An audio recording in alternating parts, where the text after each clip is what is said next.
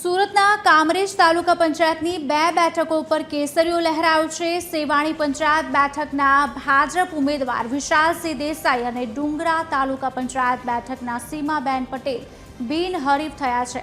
રાજ્યના આરોગ્ય મંત્રી અને સ્થાનિક ધારાસભ્ય પ્રફુલ્લ પાનસેરિયાએ વિજેતા ઉમેદવારોનું સન્માન કર્યું હતું।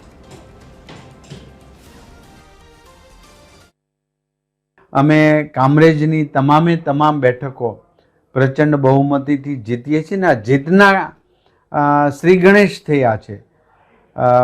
તાલુકા પંચાયત અને જિલ્લા પંચાયત કામરેજમાં 100% જીતી રહ્યા છે।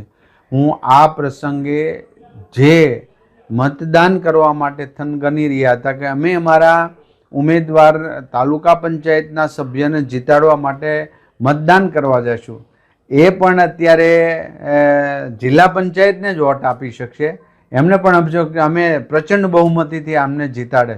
અમે બંને ઉમેદવાર, હું અને મારી બાજુમાં સીમાબેન ડુંગરા એ સીટ પરથી એ પણ બિનહરીફ થયા છે અને આવનારા સમયમાં અમે ભારતીય જનતા પાર્ટીની જિલ્લા પંચાયતની બાકી રહેતી સીટો તથા તમામ તાલુકા પંચાયતની સીટોને જીતાડવા માટે ખૂબ મહેનત કરીશું।